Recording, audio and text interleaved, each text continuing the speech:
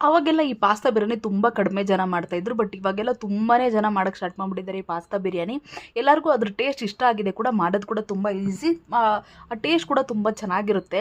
ಅದನ್ನ ಮಾಡೋದು ಹೆಂಗೆ ಅಂತ ನೋಡೋಣ ಬನ್ನಿ. ಫಸ್ಟು ಒಂದು ಕುಕ್ಕರಲ್ಲಿ 4 ಟೇಬಲ್ ಸ್ಪೂನ್ ಅಷ್ಟು ಎಣ್ಣೆ, ಈರುಳ್ಳಿ ಹಾಕ್ಬಿಟ್ಟು 1 ನಿಮಿಷ ಬಾಡಿಸ್ಬಿಟ್ಟು, 1-2 ಹಸಿಮೆಣಸಿನ್ಕಾಯಿ, ಸ್ವಲ್ಪ ಕೊತ್ತಂಬರಿ, ಪುದೀನ ಮತ್ತು ಟೊಮೆಟೊ ಹಣ್ಣು ಒಂದು 3-4, ಸ್ವಲ್ಪ ಅರಿಶಿಣದ ಪುಡಿ, ginger garlic paste 1.5 table spoon ಅಷ್ಟು ಹಾಕ್ಬಿಟ್ಟು ಚೆನ್ನಾಗಿ ಹಸಿ ವಾಸನೆ ಎಲ್ಲ ಹೋಗೋವರೆಗೂ ಚೆನ್ನಾಗಿ ಅದನ್ನು ಮಿಕ್ಸ್ ಮಾಡ್ಕೊಂಬಿಟ್ಟು ಅದರಲ್ಲೇ 1.5-2 ಟೇಬಲ್ ಸ್ಪೂನ್ ಅಷ್ಟು ಅಚ್ಕಾರದ ಪುಡಿ, ಸ್ವಲ್ಪ ಧನಿಯಾ ಪುಡಿ ಮತ್ತು ಶಕ್ತಿ ಮಟನ್ ಮಸಾಲ ನಾನೊಂದು 1/2 ಟೇಬಲ್ ಸ್ಪೂನ್ ಅಷ್ಟು ಹಾಕೊಂಡಿದ್ದೀನಿ. ನೀವು ಯಾವ ಬ್ರ್ಯಾಂಡ್ ಬೇಕಾದ್ರೂ ಗರಂ ಮಸಾಲನೋ ಅಥವಾ ಚಿಕನ್ ಮಸಾಲ ಹಾಕಿದ್ರು ಕೂಡ ತುಂಬ ಚೆನ್ನಾಗಿರುತ್ತೆ.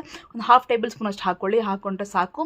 ಅದನ್ನು ಚೆನ್ನಾಗಿ ಮಿಕ್ಸ್ ಮಾಡಿಬಿಟ್ಟು ಪಾಸ್ತಾ ನಿಮ್ಗೆ ಎಷ್ಟು ಬೇಕೋ ಅಷ್ಟು ಹಾಕ್ಕೊಂಡು, ಏನು ನಾವು ಈರುಳ್ಳಿ ಟೊಮೆಟೊ ಎಲ್ಲ ಚೆನ್ನಾಗಿ ಮಸಾಲ ಎಣ್ಣೆ ಬಿಟ್ಕೊಂಬರೋವರೆಗೂ ಬೇಯಿಸಿರ್ತೀವಿ. ಅದರಲ್ಲಿ ಪಾಸ್ತಾನ ಚೆನ್ನಾಗಿ ಈ ಥರ 1 ನಿಮಿಷ ನಾವು ಚೆನ್ನಾಗಿ ಮಿಕ್ಸ್ ಮಾಡಬೇಕು. ಇದೇ ಇಂಪಾರ್ಟೆಂಟ್ ಸ್ಟೆಪ್ಪು ಈ ಪಾಸ್ತಾ ಬಿರಿಯಾನಿಲಿ.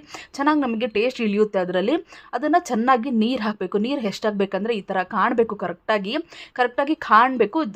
ಸ್ವಲ್ಪ ಜಾಸ್ತಿ ಬರಬಾರ್ದು, ಕರೆಕ್ಟಾಗಿ ಪಾಸ್ತಾ ಮತ್ತು ನೀರು ಕರೆಕ್ಟಾಗಿರಬೇಕು. ಆವಾಗ ನಮಗೆ ಚೆನ್ನಾಗಿ ಬರುತ್ತೆ. ಅದರಲ್ಲೇ ನಾವು ಲಾಸ್ಟಲ್ಲಿ ಮೊಟ್ಟೆನ ಒಡೆದು ಇಕ್ಕೋಬೇಕು. ನಿಮ್ಗೆ ಎಷ್ಟು ಬೇಕೋ ಅಷ್ಟು ಹಾಕ್ಕೊಳ್ಳಿ. ನಮ್ಮ ಮನೇಲಿ ಇವತ್ತು 2 ಇದ್ದಿದ್ದು, ಅದರಿಂದ 2 ಹಾಕ್ಕೊಂಡೆ.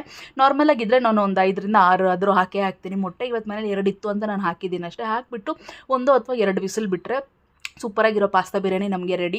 ನನ್ನ ಮಗನಿಗೆ ಸ್ಕೂಲಿಗೆ ಲೇಟ್ ಆಯಿತು ಅಂತ ನಾನು ಸ್ವಲ್ಪ ಬೇಗನೆ ಓಪನ್ ಮಾಡಿಬಿಟ್ಟೆ. ಒಂದು 10 ನಿಮಿಷ ಅದು ಫುಲ್ಲು ಸ್ಟೀಮ್ ಎಲ್ಲ ಹೋದ್ಮೇಲೆ ತೆಗೆದ್ರೆ ನಿಮಗೆ ಕರೆಕ್ಟಾಗಿ ಸೆಟ್ ಆಗಿರುತ್ತೆ ಪಾಸ್ತಾ ಬಿರಿಯಾನಿ.